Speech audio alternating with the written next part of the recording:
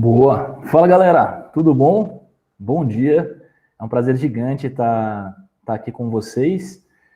Hoje a gente vai falar um pouquinho sobre Design System. Eu sou o Thiago Rassu, sou fundador da Meiuca. E estou aqui com o Alex, já vou apresentar a gente formalmente, tá? Então a ideia desse bate-papo é falar um pouco sobre Design System, como que a gente constrói um Design System para múltiplas marcas, que é um desafio número 2, né?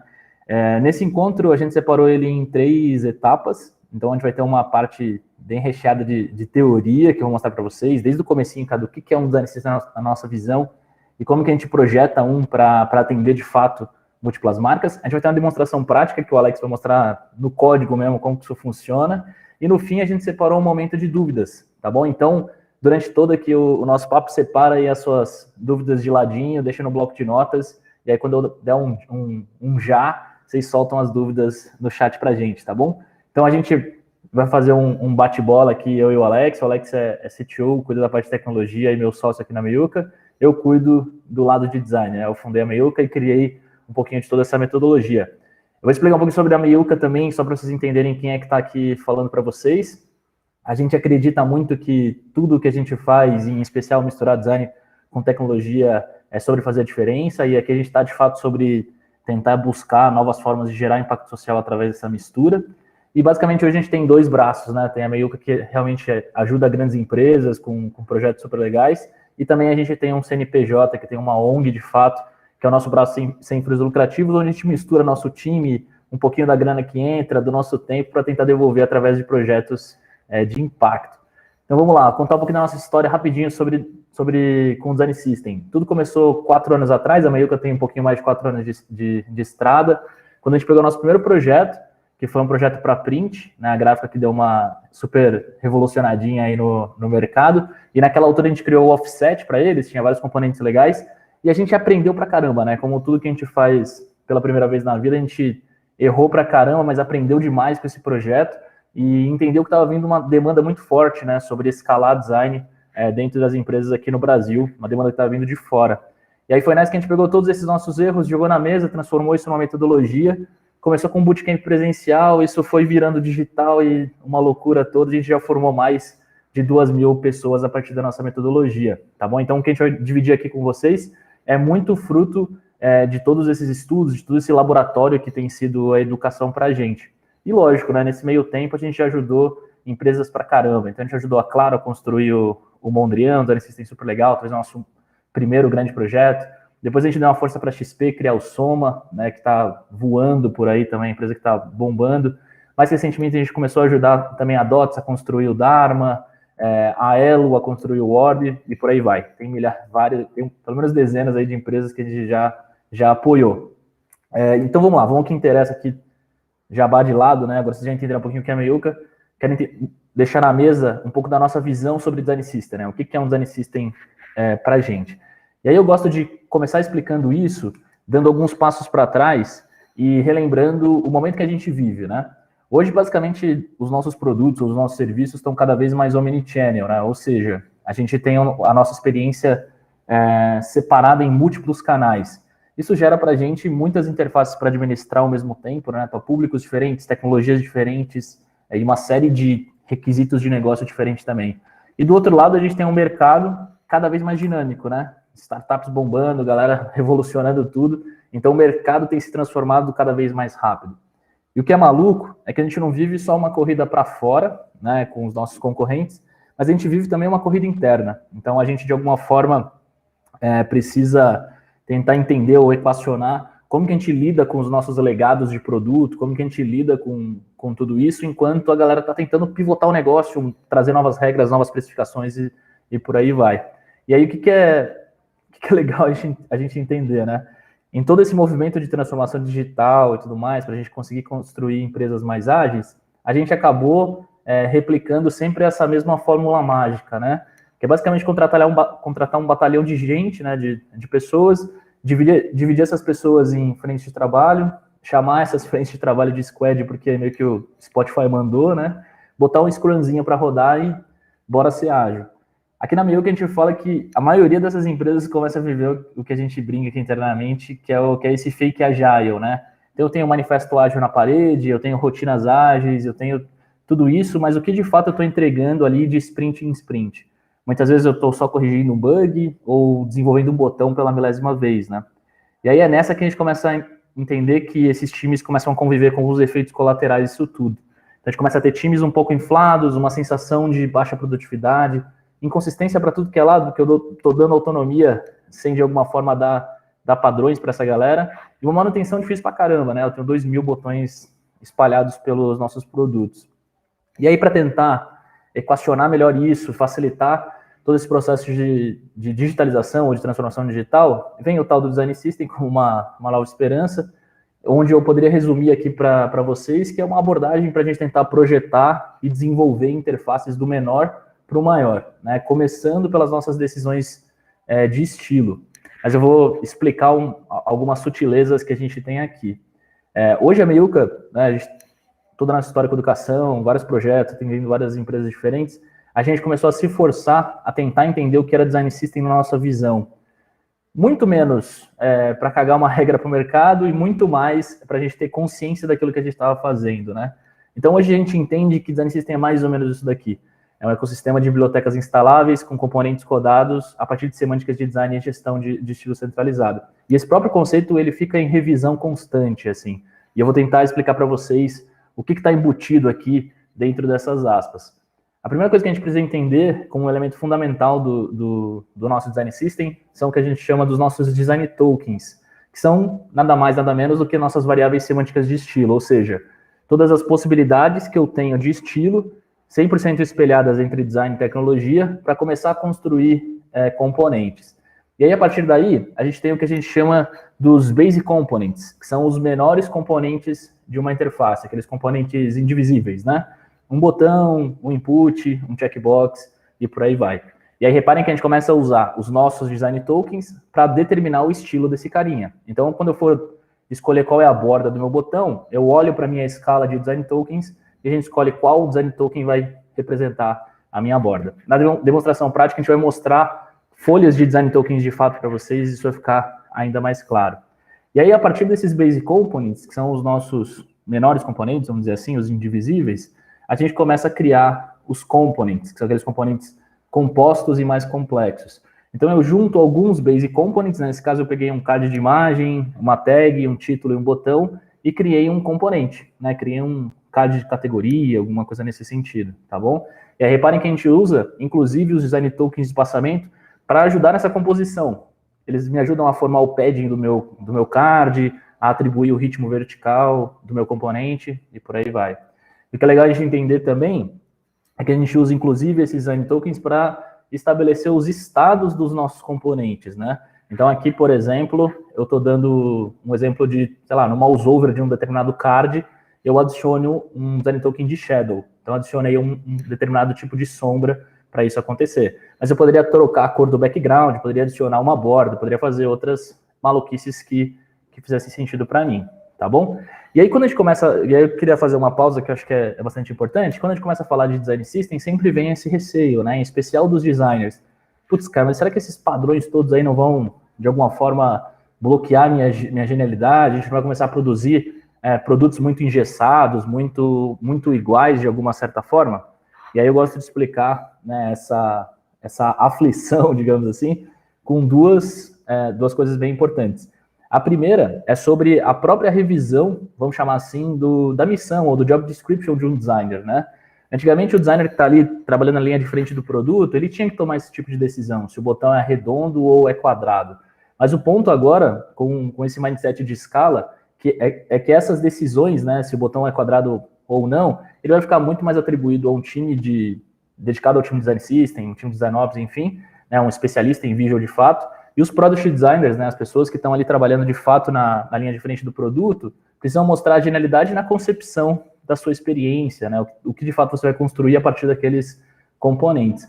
Mas além disso, né, além dessa revisão ali de qual é o papel da gente quanto designers dos nossos times, é muito importante a gente entender isso daqui também, que são as camadas, né, de um design system dentro de um produto de fato.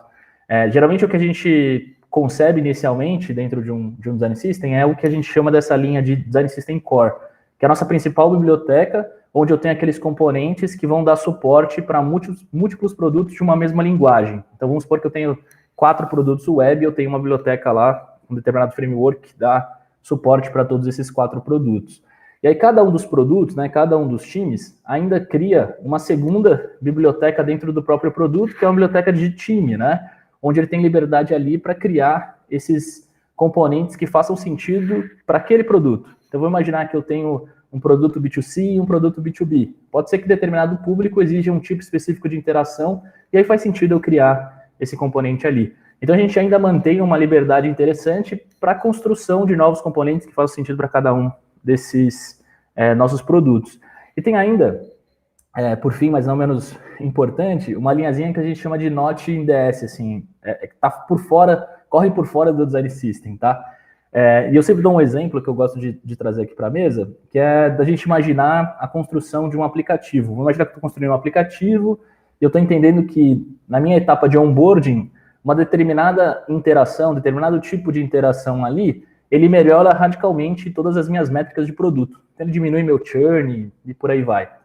Putz, mas aquela micro interação só vai acontecer naquele momento, naquele contexto e tudo mais. Putz, não devo fazer porque ela não está dentro do Design System? Claro que não. Você vai fazer e ela vai ser um Not in DS, ela vai ser um uso extremamente pontual, tá? É muito importante entender que o Design System ele não vem para engessar ou atrapalhar os produtos, muito pelo contrário. Ele vem para garantir que a gente corte, né, toda essa repetição ou esse desperdício de tempo que a gente tem hoje em dia. E aí essa divisão, né, essa mentalidade, eu peguei de uma palestra que eu vi super legal, do Carri, que na época era líder de Design System do Airbnb, e ele entende que a porcentagem, né, a penetração de cada uma dessas camadas nos seus produtos é inclusive uma métrica super importante para o time, né, de Design System ou até o time de Design Ops, caso ele cuide do Design System na sua empresa. Então a gente começa a entender que, obviamente, né, a primeira linha do Design System Core, a gente quer que ela chegue mais perto de 100%, sabendo que 100% é utopia, então isso vai mostrar o quanto abrangente, flexível e interessante é o seu Design System. A linha de time, ela obviamente vira uma linha de equilíbrio, né? E a linha do Not in DS, é claro que a gente quer que ela fique o mais perto de 0 possível, sabendo que 0% também é uma utopia. Então, olhar para isso, né, dependendo da fase de implementação do seu Design System, passa a ser muito, muito importante para tentar entender o quanto ele está, de fato, penetrando nos seus produtos. E aí, nessa mesma palestra, eu comecei a entender a visão do Carri e eu cheguei a uma conclusão muito legal, de que, basicamente, além do Design System escalar, né, essa coisa meio óbvia, né, da consistência, da velocidade e tudo mais, ele traz uma coisa para a mesa que é fundamental, que é criar, de fato, uma linguagem universal entre design, tecnologia e negócios, né, que hoje é um diálogo bastante truncado e difícil, né, e com o Design System a gente coloca muita semântica, né, nesse caldeirão. E aí eu trouxe esse print que eu sempre compartilho com todo mundo, que eu peguei da mesma palestra, que ele conta como eles faziam uma tela antes do Design System, né, como eles faziam uma tela de termos de uso antes do Design System, e como passaram a fazer uma interface depois do Design System. O que é legal, né? Antes, eles partiam sempre de uma folha em branco, né, criavam ali umas composições, muito parecido com como quem projetava um cartaz, alguma coisa nesse sentido, e depois eu passava limpo aquela minha tela de termos de uso, cheia de novos padrões, toda emperequetada, e por aí vai. Quando isso passava para a tecnologia, a galera não tinha aqueles padrões na mão, a gente não tinha esse combinado muito bem feito, então desenvolvia tudo isso do zero, e muito provavelmente ainda tinha um pitacão aí no meio dessa jornada. Como que eles passaram a trabalhar? Eles começaram a entender que existe um problema, né, criar a tela de termos de uso, eles passam por uma segunda fase, onde eles criam as regras, né, dessa interface, que é basicamente as ações que o usuário precisa executar para aquela tela ser de fato uma tela de termos de uso.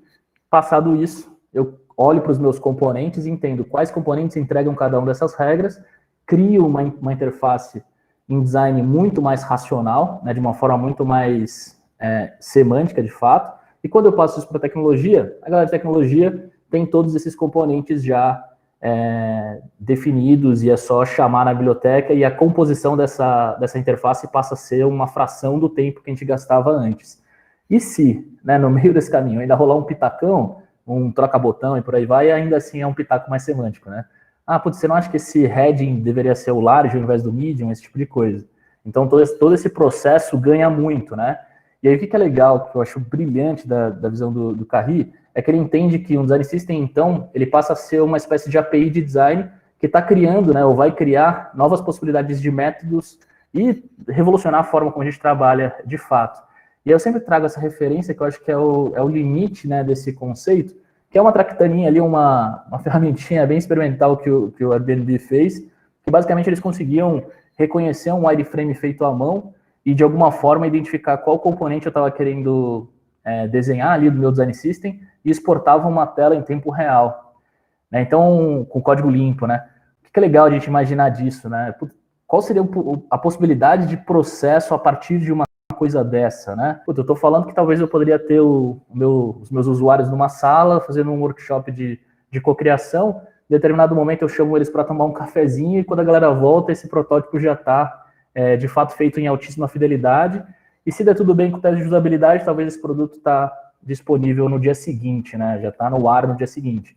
Então, o que a gente está falando aqui é do design system poder, de fato, reconstruir as nossas esteiras de produto e conseguir, de fato, fazer com que a gente tenha um time to market, né? Conseguir colocar novas funcionalidades, novos produtos muito mais rápido no mercado.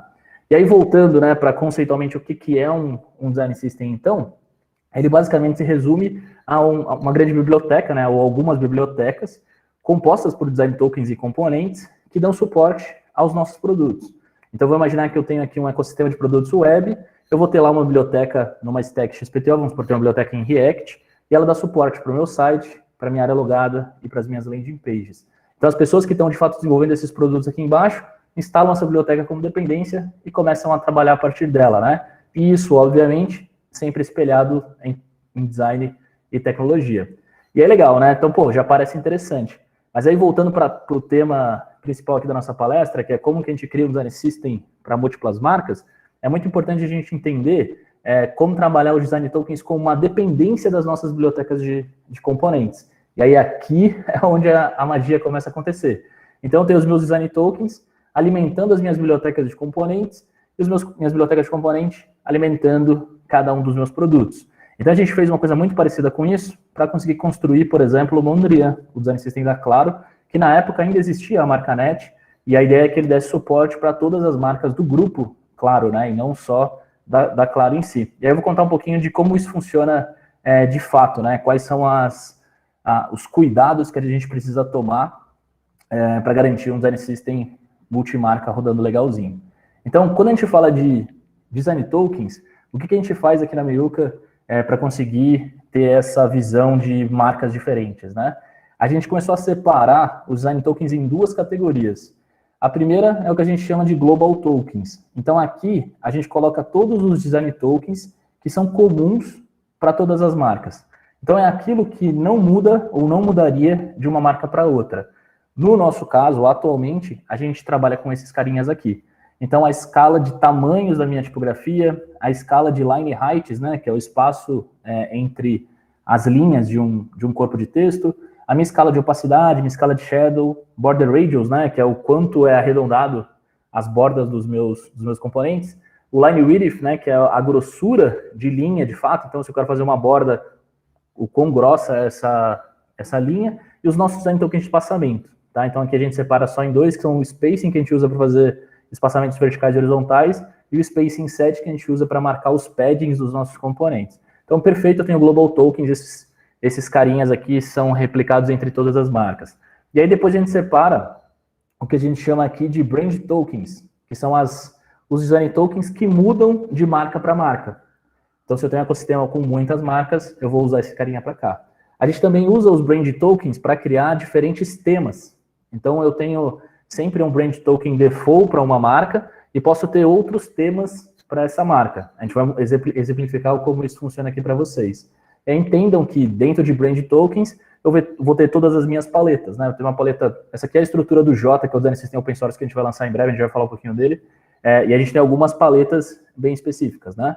Então tem uma cor de marca, uma cor de highlight, tem minhas paletas neutras, tenho minhas paletas de feedback e tudo mais, tem o font family e o peso da tipografia que está diretamente ligado à família tipográfica. Então eu tenho global tokens, brand tokens, e a gente tem uma terceira claquete de tokens, que são os motion tokens.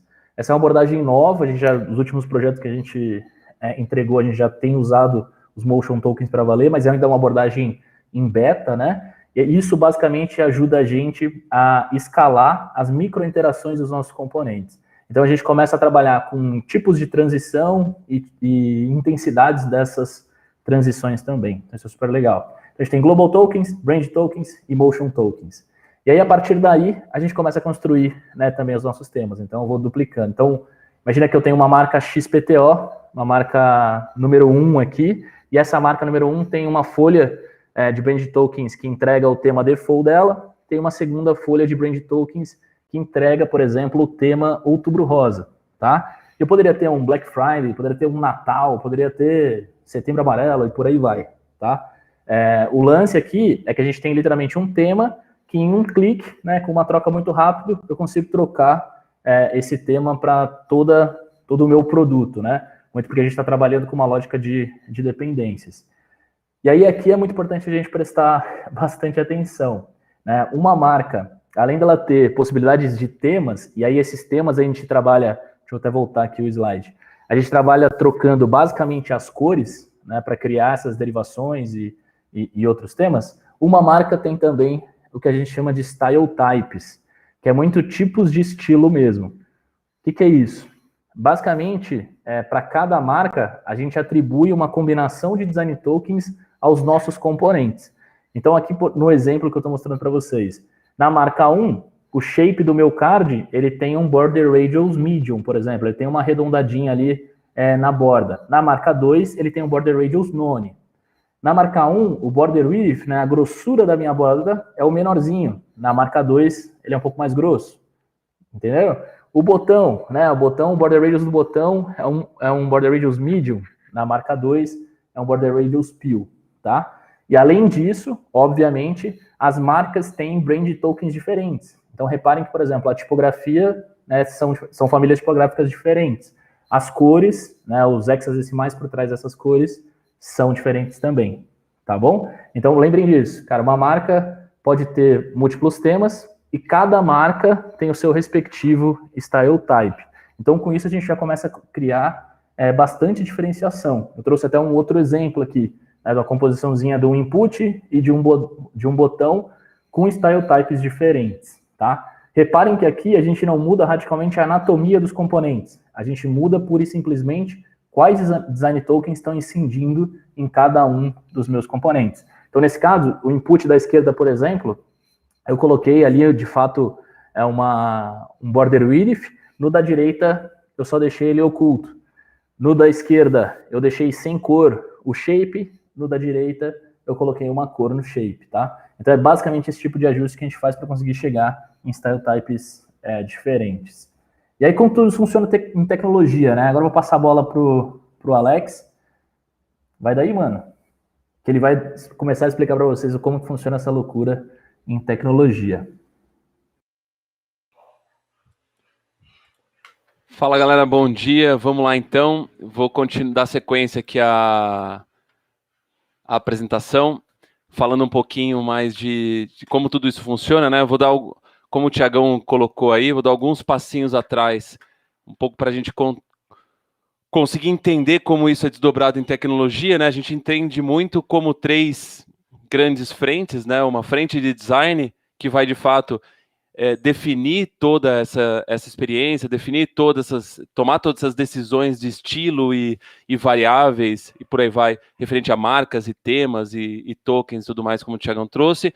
Depois uma claquete de tecnologia, então como a gente transforma todas essas decisões olhando para o estilo e para as definições de marca em código, e depois como a gente transforma isso em produto, né? Então, basicamente, a gente pega todo esse código criado aqui no Design System e entrega para produtos, né? Então, eu vou dar uma passada rápida aqui por onde o Thiago passou também, mas falando um pouco de tecnologia. Então, imagina que as pessoas de design foram lá e criaram esses design tokens que o Thiagão estava contando, né? Que são as variáveis semânticas de estilo lá no Figma ou em qualquer outra ferramenta de criação de estilo, né? Lá em design.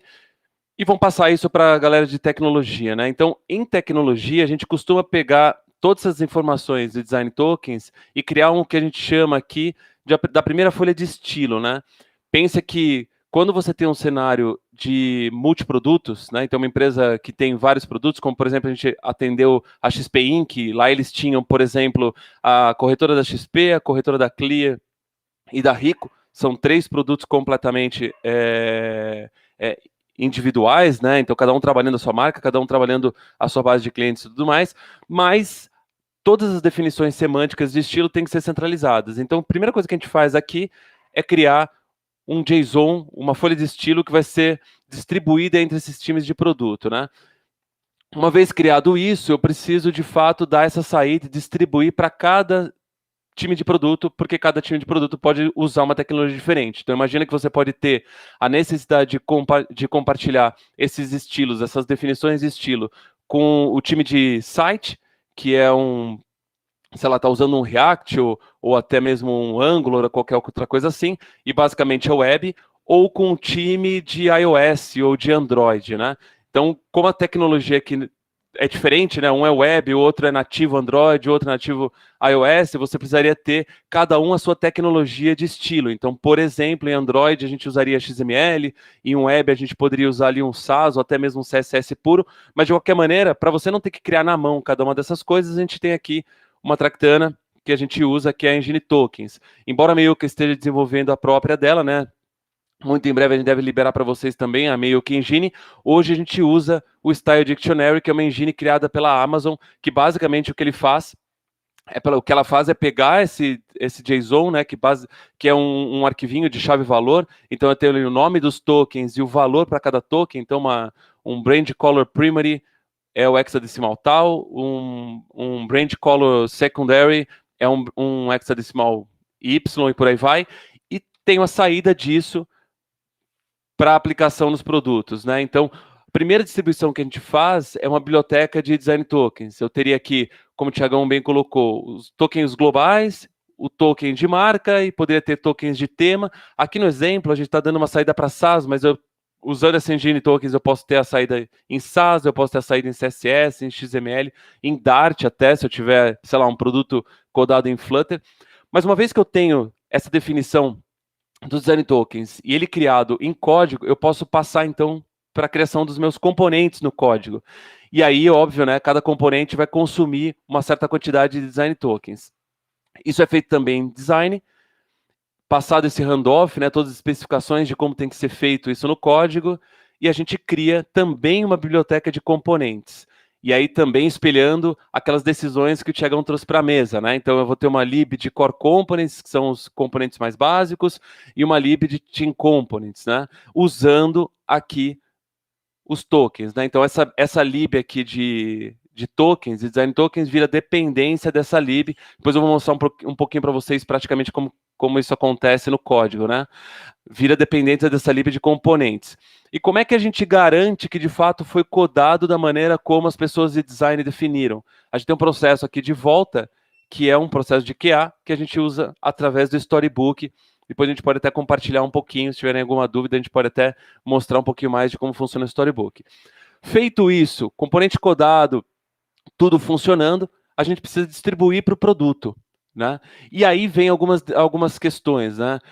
Qual produto, qual tecnologia que esse produto usa? Então a gente trouxe para a mesa aqui algumas possibilidades. Eu posso ter, sei lá, o produto A, o produto X, o produto Y, o produto Z, e cada um usar uma tecnologia diferente. Então aqui nesse exemplo eu tenho o produto X codado em Angular, o produto Y codado em Vue e o produto Z codado em React, né? Cara, mas se eu tiver que entregar componentes para cada uma dessas abordagens, qual seria a saída, né? A saída aqui, obviamente, seria você ter uma biblioteca em Angular, uma biblioteca em Vue, uma biblioteca em React. Se tivesse aqui um iOS e um Angular, desculpa, um Android, também uma biblioteca em componentes Android, uma biblioteca em componentes para iOS. Aqui nesse exemplo especificamente, como são todas tecnologias web, né? A galera que está assistindo aí, que está mais acostumada com código, então você tem Angular, Vue e React, todos são abordagem, frameworks ou libs web, e aí a gente costuma usar uma abordagem de Web Components, né? Por quê? Porque é uma abordagem usando HTML standard ou componentes standard do HTML, onde você pode basicamente criar um componente de botão, por exemplo, e esse mesmo componente de botão em Web Components você buildar em qualquer framework JavaScript ou lib JavaScript, tá? Então, basicamente é isso. Indo diretamente para a prática aqui, eu acho que é bacana a gente mostrar como que isso funciona de fato no código. Deixa eu compartilhar minha telinha aqui do VS Code com vocês. Eu tenho aqui 2 projetos, né? Então, o primeiro projeto que eu queria mostrar para vocês é um pouco de como está estruturado o próprio Design System, né? Então, só primeiro separando as coisas aqui. O Design System a gente vai construir ele com todos os componentes que vão ser distribuídos para os times de produto e já com as lógicas de tema, marcas e tokens, né? E óbvio que esse projeto aqui, ele vira dependência de um projeto onde você vai construir, sei lá, uma LP, um produto digital ou qualquer outra coisa assim, tá? Estou falando um pouquinho do Design System. Basicamente o que eu tenho aqui para ser distribuído são os componentes, né? Então aqui a gente tem um pouquinho do código do Jota, que é o nosso Design System, que em breve vai ser disponibilizado open source para vocês copiarem e usarem à vontade. Então aqui tem todos os componentes, né? Accordion, alert, avatar, banner e por aí vai. Tem aí uma estruturinha deles, né? Então a estrutura dele em JavaScript. Nesse caso, o nosso Design System aqui é um Design System React, é uma lib React, muito porque os nossos produtos internamente a gente optou por desenvolvê-los em React, né? Hoje, com toda certeza, é uma das libs JavaScript mais utilizada, tem uma comunidade muito ativa, a gente consegue contratar pessoas de código de React com uma facilidade tremenda, então por isso a gente escolheu internamente usar React, e aí o nosso Design System é em React. Essa é uma decisão que vocês também precisam ter no dia a dia, né? Trazendo um pouquinho, porque eu estava falando ali da decisão de usar Web Components, pensa que naquele cenário você tinha produtos em diversos frameworks web, então faria sentido uma abordagem Web Components.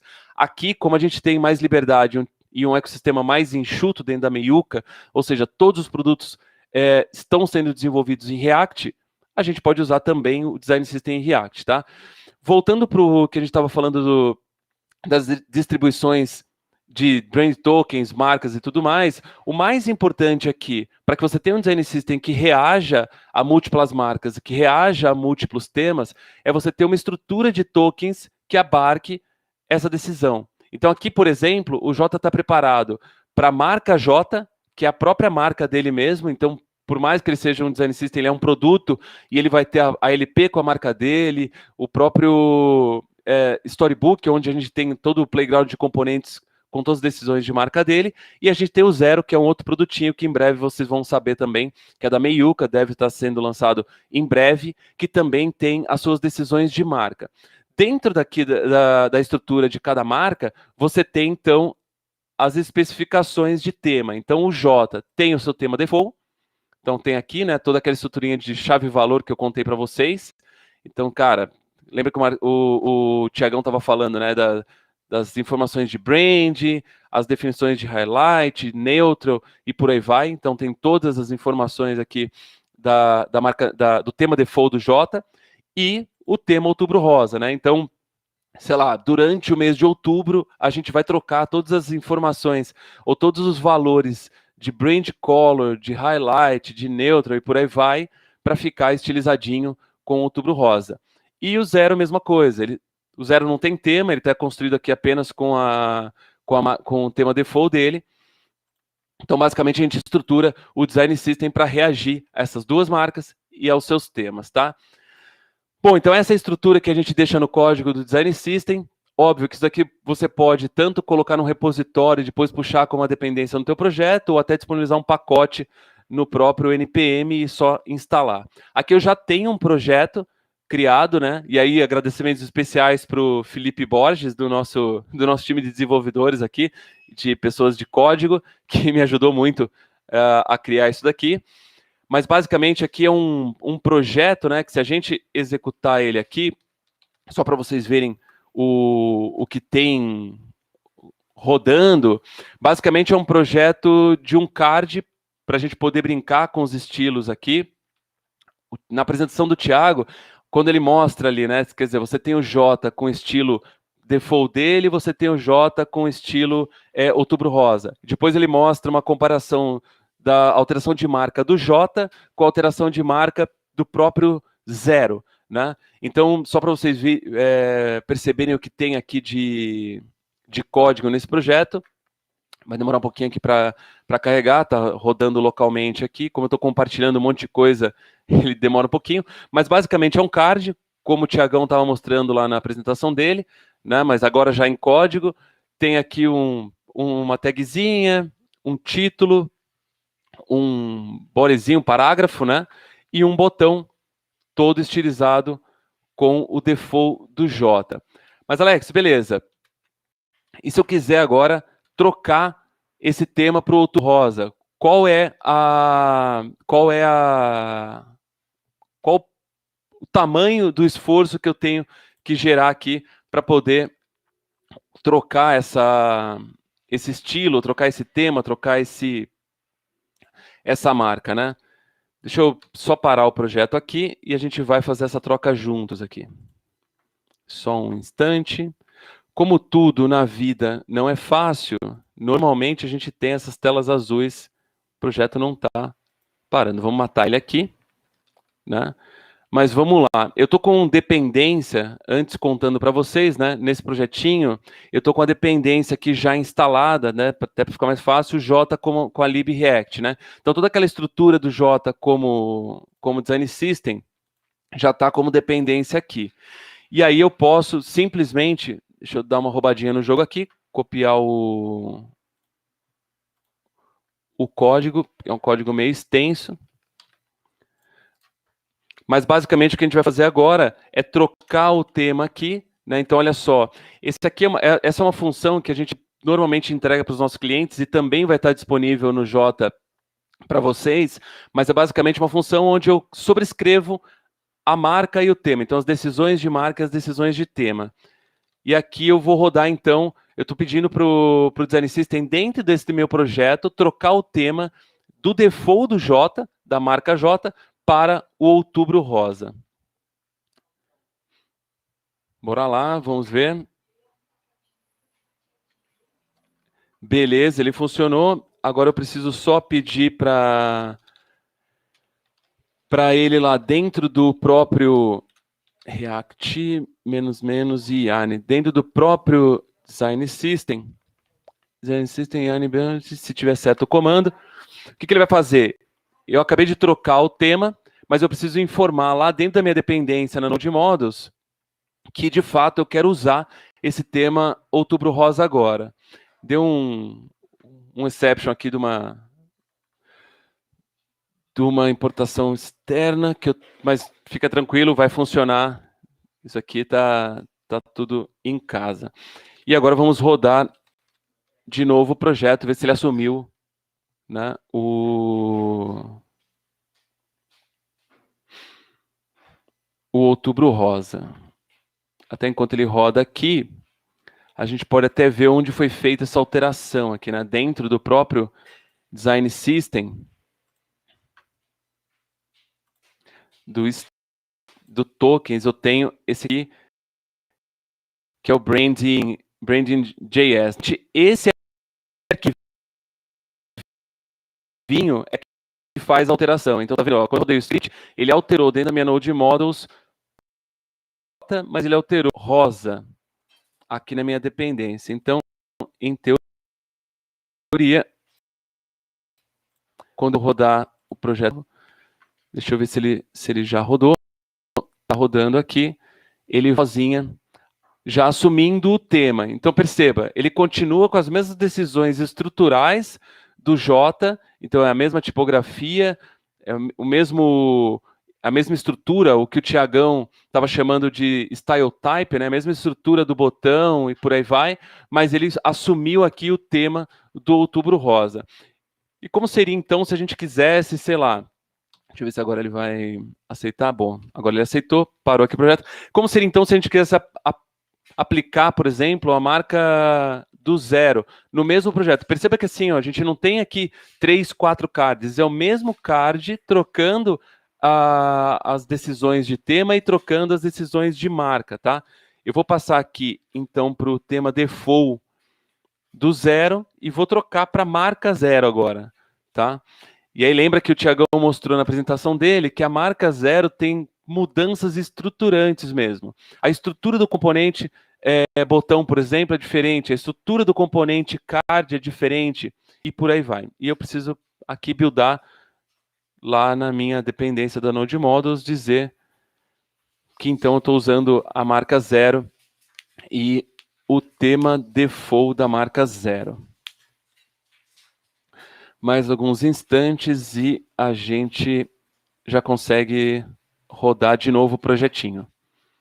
É um projeto bem simples, né? A gente tem só um card aqui, mas imagina que se você tivesse uma landing page com todas as, né, várias sessões funcionando e a Unstart, várias sessões funcionando, com várias vezes o botão aplicado, vários cards aplicados, não muda nada, quer dizer, todo o projeto, todos os componentes usados nesse projeto dependem do design system, ou a maioria deles, como o Tiagão falou, né? Pode ser que tenha um ou outro componente que não, porque está no Not in DS, porque você não vai reusar em larga escala, mas de qualquer maneira, tudo que você usou do DS dentro do teu projeto, seja uma landing page, um produto ou o que for, vai responder às alterações e à aplicação da marca e também do tema. Tá? Então vamos esperar rodar aqui, ver que bicho que dá, mas em teoria tem que aparecer um card aqui com bordas verdes e tudo mais. Aí temos aqui a aplicação do 0 como marca. O que mudou aqui, né? É o mesmo card, as mesmas informações, a diferença é que o 0 tem uma mudança tipográfica, né? A fonte aqui utilizada é outra, a borda, como o Thiago já tinha mostrado lá nas definições de design, é outra também, e o botão está com um estilo diferente aqui, ele é mais piozinho aqui, né? Ele é bem arredondado mesmo, né? E como a gente falou, tecnologia, ela simplesmente é um espelho de design, né? Então, como que isso tudo chega aqui para a galera de tecnologia? Primeiro, a galera de design tem que deixar isso muito bem estruturado. Então, a gente usa o Figma aqui internamente, e aí todas essas definições de tokens, né, sejam globais ou de marca, estão aqui, né? Então, se tratando dos tokens globais, estão aqui no Figma, né? Então, font size, line height, border radius e por aí vai. E aqui a gente tem os tokens de marca, né? Os tokens da marca padrão do J, então brand color pretinho aqui, a cor secundária já é um azul, e aqui o tema, né? Então, ele é um tema que responde à marca J. Na paralela, e aí, óbvio, né? O que tem de resultado aqui? Quando o card recebe o tema default e quando o card recebe o tema outubro rosa. Então, basicamente, o que a gente fez ali na demonstração prática do código é que a tecnologia tem que espelhar as decisões de design. E desse lado aqui, a gente tem uma comparação de brand tokens do J com brand tokens do 0. Né? Percebam que muda aqui a cor secundária de azul para verde, as outras decisões são bem parecidas, mas também tem alterações no comportamento dos componentes. Né? O card aqui do 0 com essa bordinha preenchida e o componente arredondado. Eu acho que é isso com relação ao teste, com o teste prático, né? Acho que a gente pode voltar com o Tiagão agora para a gente fazer uma claquetinha aqui, responder algumas perguntas e ir para algumas outras definições também, né, Tiagão? Isso, galera. Volta, Amora, para mim, por favor, a apresentação. Tem uns slidinhos antes das perguntas. Mas quem tiver dúvida, galera, já pode ir compartilhando aí com a gente, por favor, que a gente já vai responder para vocês. Mas eu separei aqui algumas ciladinhas aí que a gente vê nossos clientes passando e a gente gostaria que vocês não passassem. São coisas que a gente já errou e é importante que vocês economizem todo esse tempo, tá? Então, são algumas coisas bem simples para vocês levarem em consideração. O primeiro acho que a primeira grande cilada, ou o primeiro desafio na hora de construir um design system para múltiplas marcas, é justamente entender como vocês vão adaptar a composição das suas marcas. Porque, geralmente, quando a gente encara, né, esse tipo de desafio, então a gente vai trabalhar com uma empresa que tem múltiplas marcas, né, uma espécie de holding, alguma coisa nesse sentido, é muito normal que os guias de marca tenham sido pensados de forma individualizada. Então, eu tenho uma marca 1, 2, 3, 4, tenho 20 marcas, essas marcas foram pensadas por consultorias de marcas super legais e tudo mais, mas de forma muito individualizada. Então, cada uma delas tem uma quantidade de tipografias. Então, tem uma marca que tem 3 tipografias, a outra tem 2. Uma marca, a tipografia é otimizada para a web, a outra não. E ainda assim, as cores também são um super problema, né? Tem uma marca com 4 cores, com um monte de degradê, a outra tem 2 cores só. Então, é muito importante sentar ali com quem toma conta das suas marcas, né? Se for o seu caso, aí num ambiente bem complexo, entender como criar uma estrutura unificada. Então, quando o Alex mostrou para vocês ali o Figma, eu acho que vocês repararam que as folhas de brand tokens, elas seguem exatamente a mesma estrutura. Então, eu tenho a mesma quantidade de paletas e a mesma quantidade de tons por paleta. Isso é muito importante para toda essa lógica de templates funcionar. Porque eu tenho um botão lá que ele me pede, por exemplo, ele está atribuído a ele, a minha cor primária de marca. Quando eu troco, eu espero que só troque o hexadecimal que está por trás dela, né? Mas o design token em si, às vezes, pode permanecer. Então, é muito importante a gente tentar fazer esse trabalho de adaptação para uma estrutura unificada, tá bom? O segundo ponto, que é bem relevante também, é que quando a gente olha aqui, né, a gente fez um exemplo exagerado para vocês verem, né? Então, é lógico que o nosso produto, o Zero, ele não vai ter a estética daquele card, e ele vai ser muito mais parecido com o J, e a gente vai mudar o mínimo possível entre eles. Por quê? Quando a gente vê o poder, né, de criar aqui style types, e é importante também entender que no mercado tem muita gente que trabalha com a abordagem muito semelhante, mas eles chamam de component tokens, né? A gente entende que, cara, eu posso ter 10 marcas com componentes visualmente diferentes para as 10 marcas. Pô, legal, né? Eu tenho um poder aqui na minha mão. Mas será que eu preciso? Né? Então a gente já viu a gente já participou de muitos projetos onde a gente mudava lá um border radius de um botão de uma marca para outra, só que para o usuário não fazia diferença alguma e isso só gerava para a gente uma supercarga de governança do design system e tudo mais. Então é bem importante entender que, por mais que vocês possam criar style types completamente diferentes de uma marca para outra, é muito importante ter um mindset de escala em primeiro lugar. Então, o que é realmente vital eu mudar de uma marca para outra? Se eu trocar só a cor, só a família tipográfica e alguma coisinha a mais, resolve a minha vida? Se sim, optem por esse caminho, né? E aí uma dica que está atrelado a isso também é vocês entenderem de uma vez por todas que um design system precisa ser encarado como um produto de fato, né? Então é bem importante que a gente comece simples e vá adicionando essas camadas de sofisticação com o tempo. Onde eu quero chegar? A gente sempre recomenda que o design system nasça com toda essa arquitetura para receber múltiplas marcas, receber diferentes style types, receber diferentes temas, mesmo que a gente não vá usar todo esse poder de imediato. É muito comum, inclusive, a gente ver design systems nascendo dentro de empresas olhando um nicho, né? Então, eu sou uma holding, mas ao invés de eu criar o design system para holding, para otimizar e escalar a vida de todo mundo, eu crio dentro de um produto, eu crio dentro de uma marca específica, né? E aí a galera vai lá, cria o design system olhando só para aquela necessidade, que se lasque toda essa lógica multimarcas, e depois a gente tem um super problema se quiser escalar isso para outras marcas, né?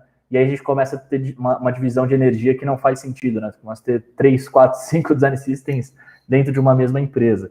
Então é muito importante que, independente de por onde você vai começar, como você vai começar, tenta criar uma arquitetura robusta se você estiver dentro de um ambiente que pode, de alguma forma, apontar aí para múltiplas marcas num futuro não tão distante, tá bom? E lógico, vamos começando devagarzinho. Então, no começo a gente vai criar a diferenciação de marca só trocando tipografia e cor, depois a gente vai escolher alguns componentes específicos para trocar o style type, até o momento que a gente pode ter realmente caras com visual completamente diferente.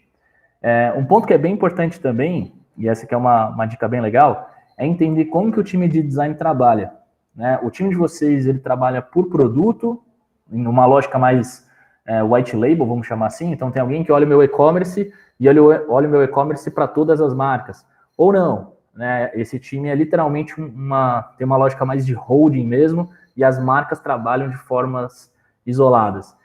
Isso vai refletir diretamente e drasticamente na arquitetura dos arquivos de design que você vai possuir. Então, isso muda muito a forma como a gente arquiteta tudo isso, e também todo o workflow, a forma como a galera vai trabalhar a partir de um design system. Tá? Então, a tua esteira de produto, ela tem um impacto bem grande sobre isso.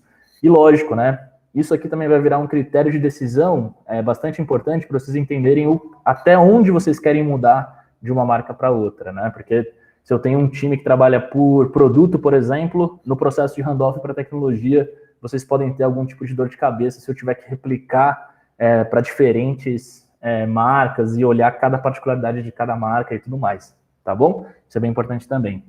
E por fim, mas não menos importante, né? Eu acho que o mercado, a gente vem falando isso há quase 4 anos já, eu acho que o mercado começou a entender que Design System tem design no nome, mas ele não pode ser uma iniciativa só dos times de design, né?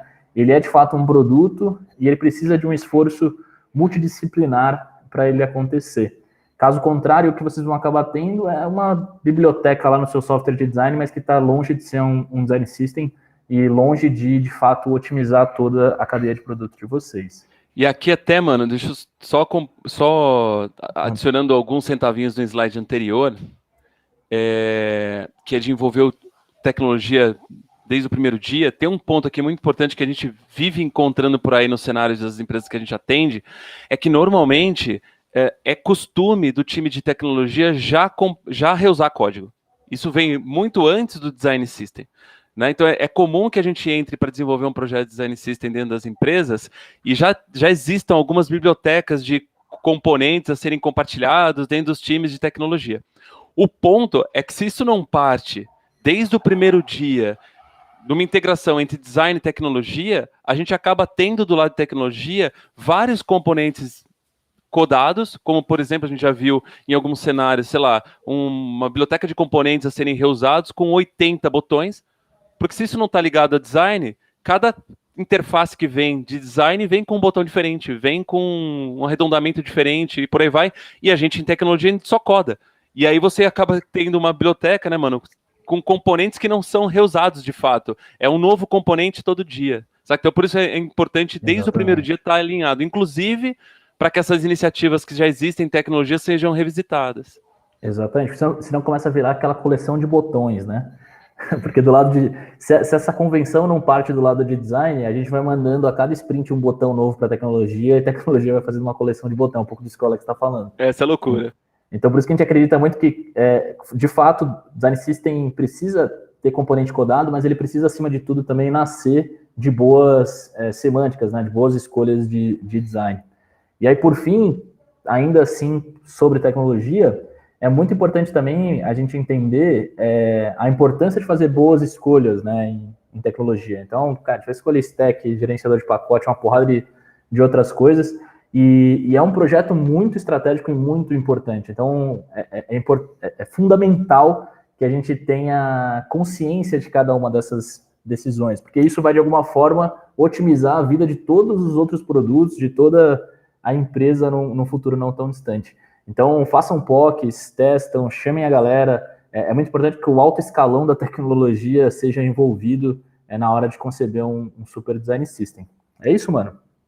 Eu acho que é isso. Acho que o que a gente pode adicionar ali nessas boas escolhas de tecnologia é que a galera de tecnologia também já está acostumada a reusar coisas prontas para tudo quanto é lado, né? Quem nunca deu uma gugada e pegou alguma coisa no Stack Overflow ali já prontinha, linda, maravilhosa para usar, né? O ponto é esse, a diferença entre reusar coisas que são altamente aleatórias ou reusar o que de fato está alinhado com o design, faz muito sentido. Acho que a gente pode ir para dúvidas agora, né? Bora, vamos lá. Acho que a Amora vai puxar as dúvidas. Boa, primeira de Manuel. Qual é a diferença dos brand tokens para os temas? Boa. Perfeito, Manuel. Ótima pergunta, cara. É uma dúvida bem sutil e a gente às vezes bate umas cabeças também, tá? Mas qual que é a diferença hoje? Cara, cada marca que você vai estabelecer dentro do Design System, a gente vai lá e cria uma folha de brand token default, que a gente chama, né? Que foi um pouco do Alex falou. Então, tem a marca A, marca B e marca C, cada uma tem o seu brand token default. E aí depois a gente vai criando, né, como se fosse réplicas dessas folhas de brand tokens para criar os temas. O que a gente usa hoje aqui na Meiuca, o que a gente faz é não trocar a tipografia por tema, mas você poderia trocar também, tá? Não estaria errado de alguma forma. Então, geralmente a gente tem ali uma marca default, e aí a gente replica essa folha de brand tokens, a gente até chama de brand tokens, para criar um segundo tema, um terceiro tema, por aí vai. Então, quando a gente vai para o Outubro Rosa, para o Premium, para o Gold, né? Enfim, você pode ter temas não só sazonais, mas esses temas para diferenciar, por exemplo, clusters de cliente e tudo mais, a gente hoje só troca as cores, tá? Então, é basicamente essa diferença, mas é uma diferença bem sutil. E aí é importante sempre lembrar daquela hierarquia, né? Para cada marca, eu também tenho a possibilidade de criar os style types. Então, eu tenho uma marca que tem sempre um brand tokens que vira ali um tema default, ela tem os seus style types, né, que aí as decisões mais de qual design token vai em qual componente, né, em qual parte de componente, e aí essa marca ainda pode ter os seus teminhas ali embaixo, trocando ou variando só as suas cores. Acho que é isso. Respondi, mano? Era isso? Totalmente isso. Acompanha o relator. Tem mais uma aí? Boa. Tem mais algumas, acho, né? Qual o processo de governança e manutenção após a entrega do projeto? Quais os artefatos e procedimentos que vocês introduzem na entrega? Quer começar aí? Porque normalmente começa em design mesmo, não tem outro jeito? Sim, sim. Cara, Bernardo, ótima pergunta. Quando a gente vai para governança, é bem importante a gente entender algumas coisas que estão nesse bolo, tá? A primeira delas, cara, com toda certeza, que eu adicionaria aqui, e a galera às vezes esquece de olhar, é a sua própria estratégia de implementação. Onde eu quero chegar, né? Em especial se eu tenho uma grande empresa. É uma extrema utopia você achar que vai criar um design system, jogar na prateleira e todo mundo sair usando ao mesmo tempo e por aí vai. Isso não funciona, isso é a fórmula do caos. Se caso você faça isso do dia para a noite, o seu time ali dedicado, ele vai só ficar apagando incêndio e nunca mais vai evoluir o seu design system como produto. O que a gente recomenda? Que você crie uma estratégia de implementação muito bem planejadinha, né? Então eu sempre tenho uma implementação piloto, depois eu tenho uma fase 1 de implementação, vamos chamar assim, que vai dar suporte a alguns times e alguns produtos, uma fase 2, uma fase 3, até o momento que sim, ele entra na prateleira e todo mundo começa a consumir tudo isso. É bem importante você entender que essa curva de implementação, ela vai acompanhar duas coisas muito importantes, né? Que os seus processos de suporte e governança, naturalmente eles devem ser revistos de acordo com a fase que você está trabalhando, e as suas métricas também, né? No começo, que eu estou fazendo a implementação piloto, eu não tenho tanta métrica, mas eu posso já começar a mensurar a satisfação do time que está usando aquele design system, entendendo quanto está melhorando ou não a vida deles, por exemplo, tá? E quando eu olho para os meus processos de governança, é a mesma coisa. Estou aqui no início, cara, basicamente eu vou quase que fazer uma sombra com essa squad piloto. Quando eu tiver 3 squads, pô, aí já começou a complicar. Vou criar um processinho de onboarding, vou criar um canal aqui no meu Slack, um formzinho, vou garantir um SLA, vou começar a trabalhar isso mais organizado. Puta, para eu ir para a fase 3, se eu não criar um programa de embaixadores que me ajudam a diminuir, por exemplo, a curva de aprendizado dos novos times, eu tô lascado. Então a gente vai implementando esse tipo de coisa, né? Mas além disso tudo, cara, é bem importante a gente entender que a governança, ela se torna muito mais fácil quando a gente trabalha com a lógica das camadas lá que a gente comentou. Então, eu tenho uma biblioteca core, que essa biblioteca core vai dar suporte para produtos de uma mesma linguagem, né? Então, geralmente, ambientes mais complexos, a gente vai ter uma biblioteca web, uma biblioteca para apps, independente da stack aqui que você determine. E cada time, a gente cria também a sua bibliotequinha de time, né?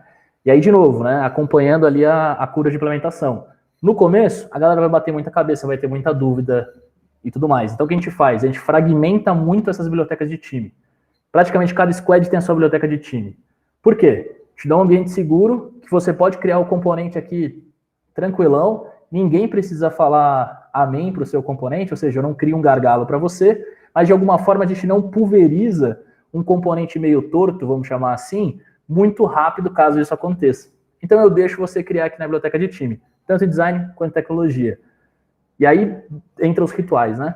Ah, puta, eu vou ter as pattern critiques e tudo mais para tentar ir trabalhando na curva de aprendizado. Então eu vou falar, Bernardão, mano, esse slider que se criou, puta, eu acho que faltou aqui um talentinho aqui, você confundiu um design token e tudo mais. Tenta colocar como débito técnico lá na sua squad, por favor. Aí você coloca. Ou então você acertou de primeiro, falou, puta, Bernardão, irado o seu slider, mano. Faz muito sentido que ele seja promovido ao core. Então a gente pega esse cara, faz um forkzinho, promove ele ao core. Então tem algumas várias artimanhas. E aí, de novo, né? Curva de implementação. No começo eu fragmento muitas minhas bibliotecas de time, no final eu posso começar a me dar o luxo a fundir essas bibliotecas de time e começar a criar ciclos maiores de colaboração. Então, ao invés de eu ter, por exemplo, bibliotecas de time separadas por squad, eu poderia ter bibliotecas de time por tribo, vamos chamar assim. Então, o Alex criou um slider que você poderia reaproveitar dentro daquela tribo e, pô, legal, a gente está começando a tornar isso um pouco mais rápido, né, essa colaboração. Então, a governança tem todos esses ingredientes aí.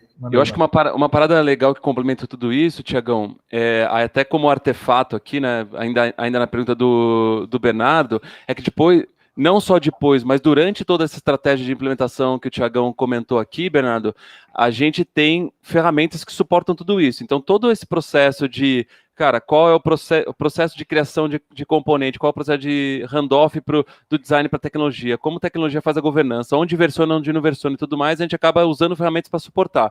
Então, por exemplo, a ferramenta que a gente costuma implementar aos nossos clientes e a gente super aconselha fortemente que seja usada é o Zero Height, onde todas essas definições do Design System, seja do lado de design quanto tecnologia, fica como artefato de suporte. Uma documentação mesmo. Como uma documentação geral. Você vai fazer um onboard de um novo time, a primeira coisa que esse time tem que olhar é a documentação geral. Como aplica, como não aplica, como eu colaboro, como eu uso, e por aí vai. E do lado de tecnologia, durante todo o processo de construção de componente, de código mesmo, a gente está documentando. Então, assim, eu construo o componente documentando ele usando uma ferramentinha que é o Storybook. Sim. Né? Então, assim, com um componente ou com 50 componentes, eu estou sempre documentado, tenho um playground onde eu consigo falar a mesma língua com o design, mostrar que foi de fato codado aquele componente, como é o comportamento funcional dele, para o design conseguir acompanhar a evolução também, como está acontecendo no código. É por aí, né, mano? Sim, e tem um ponto que é importante também, Bernardo, complementando aí a resposta, mano, que é tentar entender qual é o perfil da sua empresa, né? Se você tem uma startup muito pequenininha ali, tem 2, 3 squads e tudo mais, cara, talvez você possa se dar o luxo a criar um processo extremamente rígido, né? Então, cara, nada vai para o handoff com a tecnologia no final de uma sprint, por exemplo, sem ter ali um momento de inspeção daqueles padrões e por aí vai.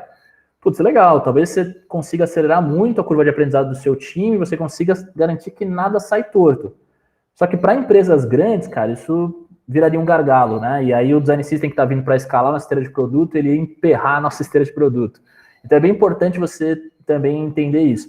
E no fim, né, quando a gente fala de governança hoje, a gente às vezes olha muito mais para processos de governança, né?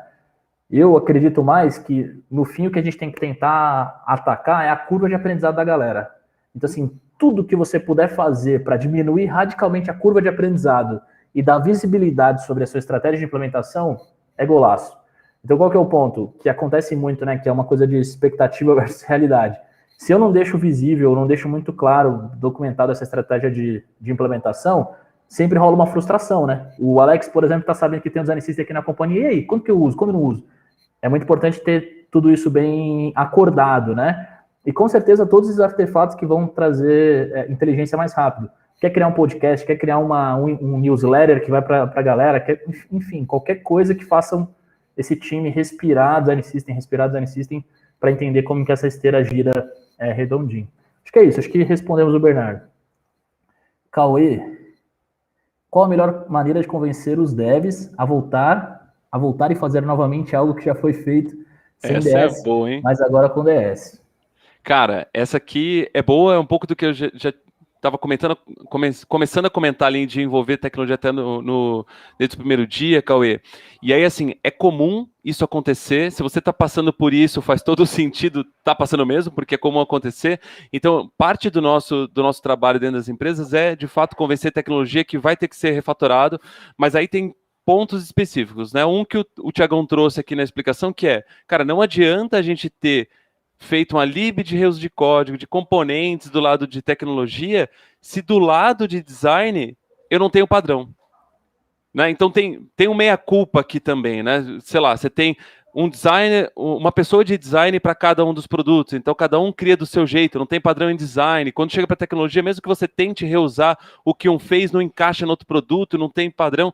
Então, acho que o principal argumento aqui é que uma lib que faz sentido do lado de tecnologia, tem duas coisas. Ela não é uma lib que nasceu em tecnologia, ela tem que ser uma lib que espelha design com toda certeza. E a segunda, que aí é matador, normalmente quando a gente coloca isso na mesa, conversando com os tech leads, com as pessoas líderes de código por aí, é matador, que é, cara, quantos componentes tem no teu design system ou na tua lib de componentes aí? Normalmente, aquelas que não nascem em design e que, de fato, tem uma semântica por trás, uma razão do porquê eu estou reusando os componentes, cara, são libs gigantescas com 200, 300, 400, 1000 componentes. Isso aqui você já mata, que não faz sentido. Não faz sentido você ter que colocar uma lib no teu código para codar um negócio que é uma bigorna, né, com 1000 componentes. Normalmente, uma libcore tem ali em torno de 50, 60 componentes, não mais do que isso. Acho que a Tiagão pode até falar mais como isso nasce em design, né? Tem um ponto aqui, que eu acho que tem uma na entrelinha da pergunta do Cauê, que tem sim o lance da própria da biblioteca em si, que geralmente acontece isso, né? Tem uma biblioteca de reuso de código em tecnologia, e aí a gente tem que chegar para a galera e falar, não, galera, a gente tem que criar uma do zero, pensadinha e tudo mais, tem esse ponto. Mas tem também o ponto da própria estratégia de implementação do DS nos produtos. Que aí aqui entra muito em como você vai fazer isso, né? E aqui é de novo uma decisão estratégica. Cara, eu quero de fato refatorar legado, ou eu quero ignorar legado e olhar para as novas funcionalidades, e toda nova funcionalidade nasce a partir do meu design system. Ou melhor, eu quero fazer um tombamento mais radical do meu produto que está na hora, o produto já está velho. Eu quero fazer a versão 2 e vou fazer um tombamento total do meu produto. Pluf. Vou deixar no máximo ali umas páginas legadinho e depois a gente se preocupa com elas. Isso é bem importante vocês definirem, né, toda essa estratégia com os donos do produto, né? Com os donos não, né? Com os product managers, com os PMs de cada um dos produtos. Porque essas pessoas têm os roadmaps, né? E elas sabem qual é a necessidade no fim ali daquele produto. Um outro ponto bem legal. Na etapa de discovery, né, quando a gente vai conceber um design system, a gente sempre olha para os roadmaps dos produtos para tentar encontrar oportunidades. Geralmente, sempre tem um ou outro produto ali que está mais ou menos nessa fase de refatoração, que está mais aberto a receber um design system. A gente fala muito da importância de tentar fazer cases internos, assim. Então, se vocês olharem e considerarem isso na hora de fazer uma estratégia de implementação, cara, você vai num produto mais certeiro, num produto que vai dar menos dor de cabeça e tudo mais, começa por ali, colhe valor, né, colhe testemunhos ali das graças alcançadas pelo time, e aí isso vai ajudar demais a convencer o resto da galera. Um outro ponto, aí o Cauê soltou uma provocação legal aqui, que ele falou, cara, talvez a gente tenha que colocar tecnologia no nome, né? Design, tecnologia, system, alguma coisa assim, faz sentido. Uma provocação por esse caminho aí, Cauê, que eu tenho acreditado muito, cara, é que de um tempo para cá, né, quando o assunto chegou no Brasil, a galera estava criando times mais ou menos de design ops e colocando design system dentro, e isso de alguma forma ainda ficava 90% na gestão de design, 10% com tecnologia, e ficava uma coisa esquisita. A gente tem provocado, e eu tenho refletido e acreditado cada vez mais, que faz sentido ter um time de design ops separado, só olhando para aquilo que é ops de fato, além do system, e criar um time de produto para olhar o design system como literalmente produto. Então é literalmente ter uma squad, né, ou ter no futuro talvez uma tribo, por que não, com pessoas de design, pessoas de produto e pessoas de código. E essa gestão precisa ser, de alguma forma, dividida entre esses perfis, né, entre a liderança de design, liderança de produto e liderança de código. Isso, cara, evita muita dor de cabeça para você viabilizar um design system, né? Então, eu acredito que é um outro caminho bem interessante para a gente refletir e conseguir tirar boa parte dessas fricções da mesa. E até trazendo algumas coisas engraçadas que acontecem no nosso dia a dia, né, mano? Na tua apresentação você sempre fala muito sobre ser uma linguagem padrão entre design e tecnologia. Se é alguma coisa que nasceu só em tecnologia e não tem como ter essa troca, fica difícil. Então, por exemplo, se vocês pegarem alguns reportes, como o da Atlassian, que fala de 25% de ganho em código, né, ganho de produção de código, mas muito baseado, como você está recebendo o padrão, a base desse ganho está exatamente em você saber o que codar. Então, se você está tomando decisões só em tecnologia, de como reusar, de como construir tudo mais e tal, isso não vem de design, e a linguagem não está sendo a mesma, você vai ter que continuar tirando dúvidas com as pessoas de design, vai ter que parar a tua sprint para saber se, por exemplo, coisas que aconteceram no dia a dia com a gente aqui, num componente de lista, a dúvida das pessoas de código era se clicava somente no escrito, na linha inteira, só no final da linha. Então, é o tipo de dúvida que, se você tem padrões e até componentes codados entregues através de um design system, você não tem. Então, você não precisa voltar com ninguém de design. O componente já está codado com todos os padrões. Fica simples de você tocar ali o dia a dia de código. O ponto, e aí é um negócio que a galera não... É uma dica super boba, mas faz todo sentido. É sempre os times de design system contarem com pessoas de produto. Então é muito... A gente fala aqui design código, mas é muito importante ter ali um PO, um PM do design system, alguma coisa nesse sentido. Porque é justamente a pessoa que vai fazer a costura com os outros produtos e ir mostrando valor. É um infiltrado ali nas cerimônias, né, de produto e tudo mais, para ir mostrando valor para essa galera. Muito porque a gente fala também, né, do ganho de eficiência, óbvio que traz um design system, mas é bem importante entender que ele também traz um novo modus operandi, assim, uma nova forma de trabalhar. E isso, óbvio, traz uma curva de aprendizado. Então, é muito importante a gente deixar transparente para as pessoas de produto que a entrada de um design system no dia a dia daquele time, ele vai, antes de melhorar para caramba a performance, ele vai criar uma certa barriguinha. Vou ter ali 1, 2, 3 sprints que a galera vai bater um pouquinho de cabeça até conseguir tracionar. Então, isso vai ter uma barriguinha e isso vai acontecer. Então, é muito importante tudo isso estar alinhado, o momento do roadmap ali daquele produto está propício para isso, porque se de alguma forma eu entrar em um momento em que está tiro, porrada e bomba, né, está um momento muito conturbado no meu produto, vai ser difícil, né? E aí qualquer erro, qualquer vacilo, essa pessoa de produto vai falar, mano, você falou que ia me ajudar, você só está me atrapalhando. Então, muito cuidado com isso, tá bom? Tem mais alguma, Maura? Vamos para a próxima. Eduardo, quais rituais vocês sugerem para que as equipes de design, desenvolvimento e negócio comecem a estruturar as tarefas do design system? Boa, Eduardo. Mano, a gente aqui na Meiuca, cara, a gente trabalha com algumas etapas, assim, né? Então, a gente tem sempre uma etapa de discovery, vamos chamar assim, de descobertas, né? Depois a gente tem uma etapa de definições, bem importante desse design system. E aí depois a gente tem um momento ali mais hands-on, que a gente chama, que é até a gente conseguir tirar uma V1 minimamente usável, e aí beleza, eu entro numa etapa de implementação. Tem mais ou menos essas claquetes que a gente tem, né? E aí, lógico, dentro dessas claquetes eu tenho rituais pra caramba aí para fazer isso acontecer. Então, por exemplo, quando eu estou olhando para descobertas, né? É fundamental que você olhe para o cenário inteiro, né? Então, cara, o que eu tenho em tecnologia? Qual é a estratégia macro de tecnologia? A galera quer padronizar framework ou quer dar autonomia para os times? O que a gente tem de caso? O que a gente não tem? Quais linguagens o nosso time domina ou não domina? Qual o tamanho do legado? Enfim, qual a nossa cultura? Qual a cultura e como os times se integram, onde eles se falam, não se falam, eles são distantes, eles trabalham juntinho, tudo isso importa. Olhar para os meus produtos. Cara, quais produtos eu tenho? Qual o roadmap para o meu produto? Enfim, é uma porrada de coisa para cá também. E aí depois a gente vai descendo isso, né? Vai começando a fazer inventário de estilo, inventário de componentes, uma série de coisas. Aí a gente entende, cara, beleza, ó, isso aqui é um checklist, todos esses componentes compõem a V1, esses componentes compõem a versão piloto, que a gente vai fazer uma implementação, que é uma parte dessa carinha. A gente vai desenhar estratégia de implementação. Quem é o time que vai, de fato, botar a mão na massa, né? Tem muita gente que tenta por aí trabalhar de forma fragmentada, né? Então tem pessoas que têm lá o seu papel nas squads e reservam parte do tempo para tirar os design system do papel.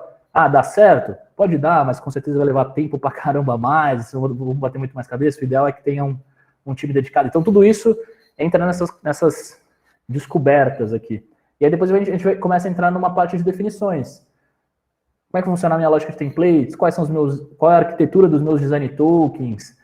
Quais de fato são os meus componentes? A gente faz uns mood boards, faz um monte de coisa super legal. Qual que é a arquitetura dos meus arquivos do lado de design e como que vai funcionar isso do lado de tecnologia? A gente sempre tenta espelhar, mas é muito importante também entender, né, que, cara, software de design, ele não trabalha da mesma forma que o código, então tem alguns contornos para a gente fazer. A gente vai definir processos de suporte, como que a gente vai fazer toda essa timeline de implementação, que métricas que a gente vai olhar para cada uma dessas fases. Então tem tudo isso bem azeitadinho.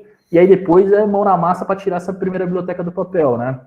Uma coisa que a gente já viu, já testemunhou por aí, esse não foi erro nosso, a gente já testemunhou, e é uma dor de cabeça gigantesca. Não que a gente não erre, né, Tiagão? Não, Mas esse não. Exato. Mas esse a gente não errou. é a galera, de alguma forma, tentar começar o desenvolvimento, né, e o início, de fato, do Design System extremamente colaborativo.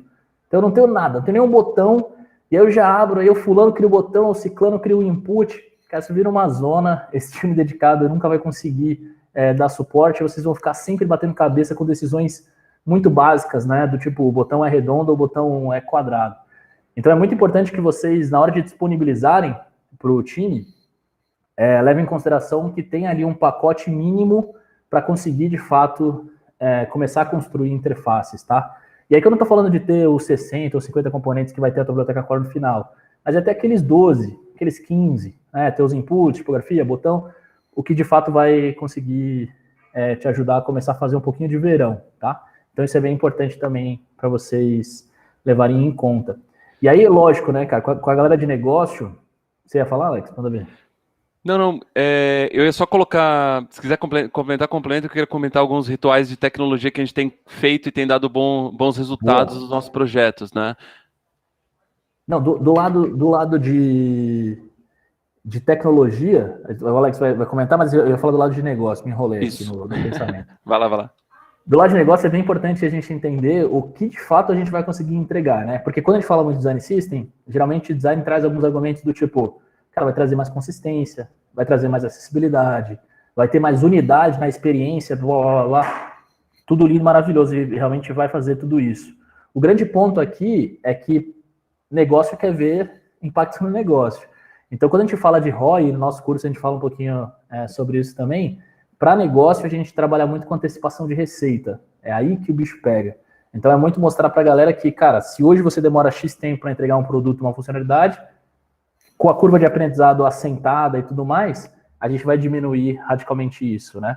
Então, para isso, a gente começa a tentar fazer também esses pilotos, para tentar entender quais são essas nossas métricas, o que a gente consegue, de fato, ter de ganho, e aí depois a gente começa a estimular alguns cenários também. Mas manda lá de tecnologia, mano, Não, eu só ia comentar que, assim, nos últimos... mais fortemente no último ano, nos projetos que a gente tem tocado, a gente tem feito dois rituaizinhos bem legais, né? Acho que uma das coisas que se a gente não levantar, que tem a ver com aquele negócio de primeiro dia já ter tecnologia envolvida e por aí vai, se a gente não levanta antes, acabam surgindo iniciativas no meio do caminho. Então a gente tem feito uma primeira POC, que é logo uma prova de conceito mesmo, onde a gente coloca, até como exemplo aqui, a gente fez o Design System da DOTS, e aí no primeiro dia, na primeira semana, a gente fez uma POC de tecnologia, a gente tinha mais de 40 desenvolvedores front-ends olhando o que era de fato um Design System e como a gente implementa um Design System. A gente estava longe de começar a colocar a mão na massa no Design System da própria DOTS, a gente mostrou para todos os para as pessoas de código o que era de fato um Design System e como ele funciona. Muito para quê? Para que eles entendam e possam trazer para a mesa o que pode quebrar na hora de aplicar no seu produto. É muito comum a gente chegar nessas grandes empresas que tem, cara, 2, 3, 10, 20 consultorias trabalhando em código e não ter uma arquitetura de front-end que descer um padrão.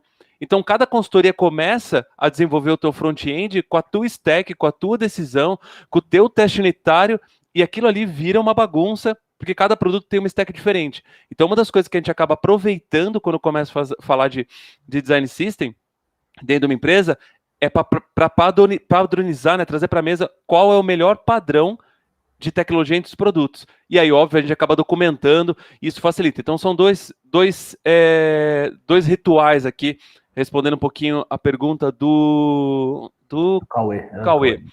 O primeiro ritual é essa POC mesmo, né? A prova de conceito do que é um design system, como ele funciona. Isso provoca já na cabeça das pessoas de código o que pode dar ruim e o que elas podem colaborar.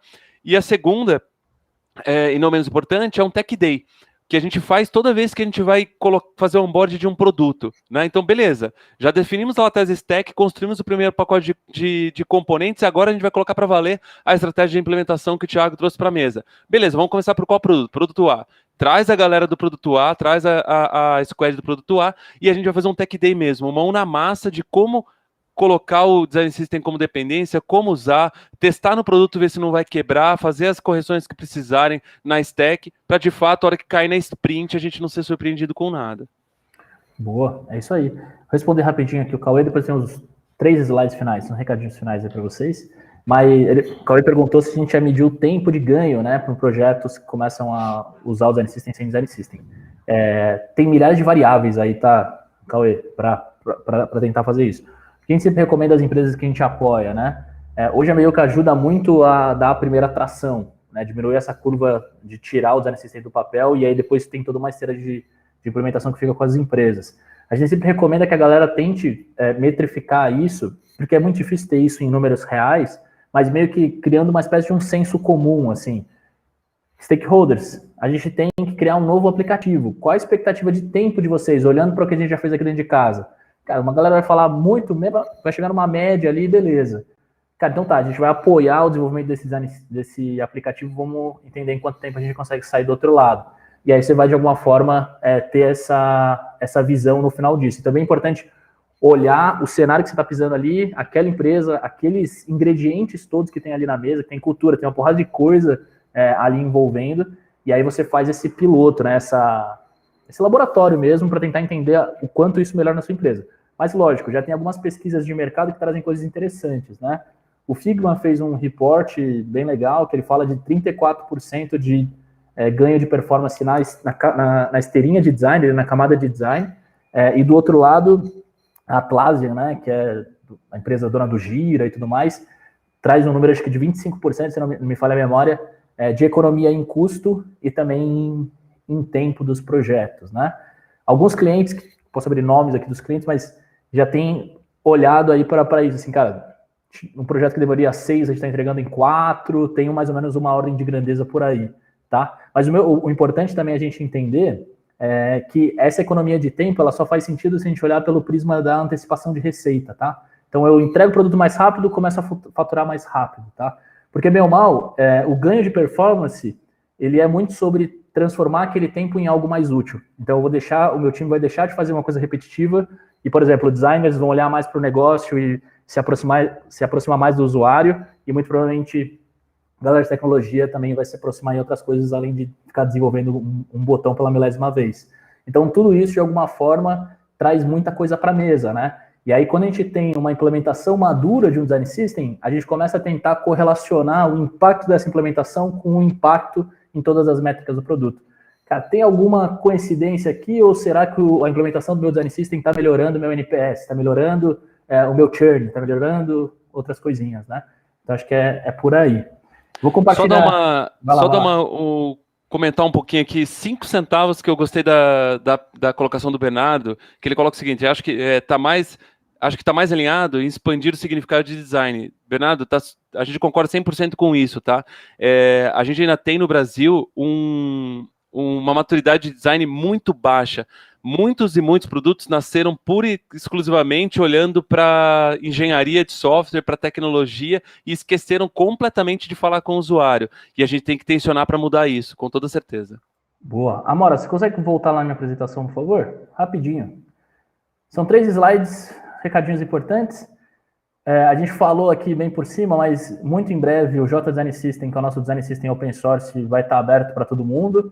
A gente está até usando ele como base de aprendizado do nosso curso, a gente está usando ele vai usar ele, né, para construir todos os produtos que a gente está experimentando aqui dentro de casa. Então vai ser super legal. Se tudo der certo, a partir da semana que vem os links já estão no ar, em especial a galera que está fazendo nosso curso já vai ter o acesso primeiro. A gente separou também um cupomzinho aqui de desconto. Quem quiser ainda dá tempo, a gente fez uma turma piloto do Design System Specialist. Termina hoje, então hoje no meia-noite, se não me engano, acaba as vendas, a gente criou um cupomzinho, Meiuca na Campus Party, dá 15% de desconto, então quem quiser corre lá e garante a vaga. E só para não passar em branco, né, para a gente não poderia deixar de passar, eu só queria deixar um Viva o SUS, fora Bolsonaro. Fora Bolsonaro. E muito obrigado, galera. Valeu, galera, obrigado. Espero que vocês tenham curtido.